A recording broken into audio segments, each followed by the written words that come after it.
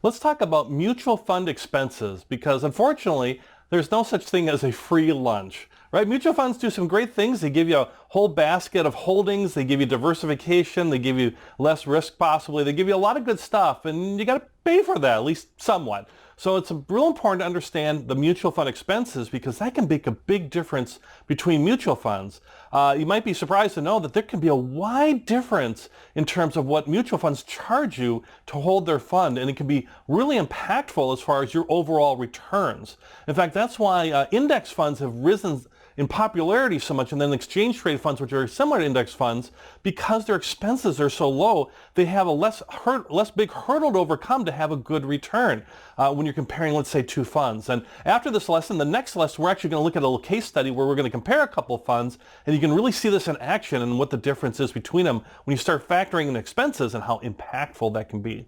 So let's start talking about, well, what are some of the expenses out there? What should I be looking for? Because a lot of times your expenses are kind of hidden. I wish it was a little bit more upfront. Some are better than others as far as mutual fund companies, but these are the expenses you want to be looking for. This is the overall expenses that are out there.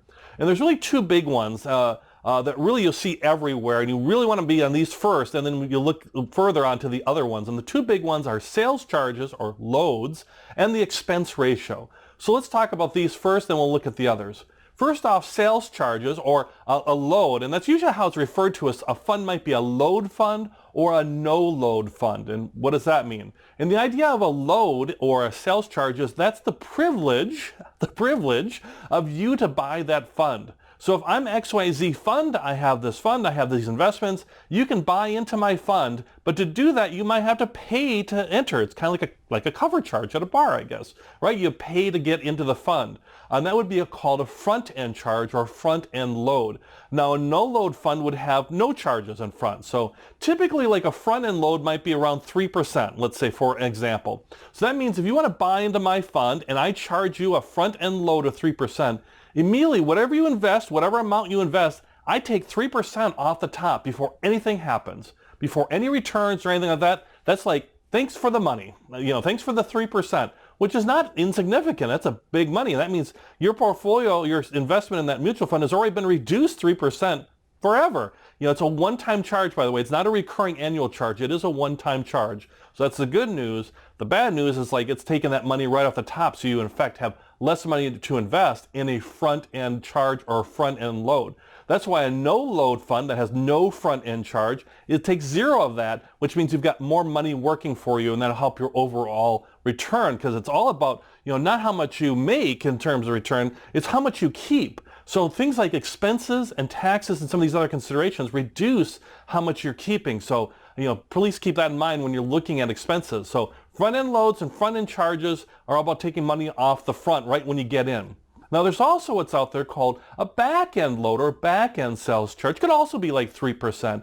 So if you have a charge coming in, you may or may not, they actually have a charge as far as when you're leaving too, or as a back-end charge once you sell that mutual fund as well. So that can be real impactful. It's like, boy, I've grown up all this money, maybe I invested for 10 years or so, and now when I cash out, they're going to take money away from me.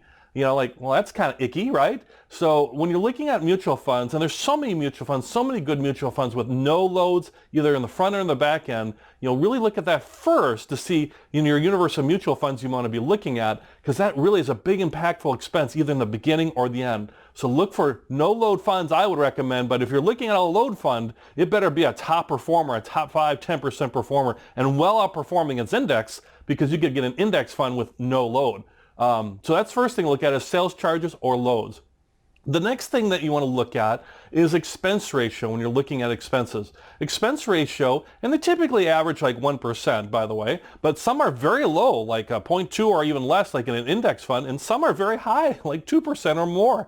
And an expense ratio is the average expenses that you incur, basically what you're going to be charged on an annual basis, okay? So like a front-end load or a sales charge is a one-time charge. Expense ratio is an every year charge. So if you're going to hold, let's say, a mutual fund for 10, 20, 30 years, you're going to have that charge recurring every year. So funds that have lower expense ratios make it easier for them to get you better returns and make it easier for you to make money. An expense ratio basically is pulling in things like the operating expenses of the fund, right? You have to pay things to actually operate the fund. So if it's an actively managed fund, I have somebody who's in charge of picking stocks, you got to pay the salaries of those people. In the index fund, you have people who are buying and selling, but it's all matching the index, so you don't have to pay as much or have as many people. Also, you have that might be wrapped up in there as a 12B1 fee or a marketing type fee that gets wrapped up in there, might be separate from there or inside it, so you got to look at that too. But your expense ratio is what you're paying on that annual basis. So in terms of expense ratios, the lower the number, the better. Also, there might be additional charges out there, and we're going to look at a couple examples in the next lesson on where to find these things, but there might be some miscellaneous charges that are not part of the expense ratio. Sometimes that 12B1 or marketing fee, which is basically all that 12B1 is just extra expense, just charging for marketing, printing the brochures. It's just an extra expense. So look for funds that don't have a 12B1, but that could be outside the expense ratio, so watch for that. But also they might have some miscellaneous charges, such as might be called a custodial fee or some type of maintenance fee or some other type of hidden fee. You're looking for things that might be outside the expense ratio on an annual basis. But typically your expense ratio is going to have everything in there. But when you're looking at the funds, be aware that there might be additional fees on that. And they'll list them. They'll list them in the prospectus. They'll list them in their site, and we'll take a look and we'll show you kind of where that looks like. Lastly, there is possibly a redemption fee, very similar to the back-end load, where basically you have this fee when you sell. Now, a back-end load or a back-end sales charge means that no matter what, you're going to pay this fee at the end. So that's why it's called a sales charge or a load. You're going to pay a back-end at the end when you sell. Redemption fees are put in there to prevent frequent trading of a particular mutual fund, where if you charge this fee if you sell before a certain time, if you sell before 30 days, for example, might be typical, or even 60 days. Most funds don't have this, by the way, but many do, particularly like a technology fund or a small cap type fund, where they don't want people to buy a fund and then sell it right away and then buy and sell. They're really trying to discourage market timing. They're trying to discourage active trading. And so they have this redemption fee that if you buy, that's great. And if you sell after 30 days, no problem. But if you sell before 30 days, we're going to charge you a fee, which would be 1%. So they're really discouraging market timing. That's where an exchange traded fund is a little different, where it sells on a market exchange. You can buy and sell throughout the day and still get that diversified portfolio. So when we're looking at index funds and exchange traded funds and actively traded funds. But from a fee standpoint, redemption fees are a one-time fee that occurs if you sell before a certain time period, typically 30 to 60 days, versus let's say a back-end load where you're paying that 2-3%, whatever it might be, no matter what. So just be aware if there's dates around when you're going to sell, if there's any kind of type of fee like a redemption fee.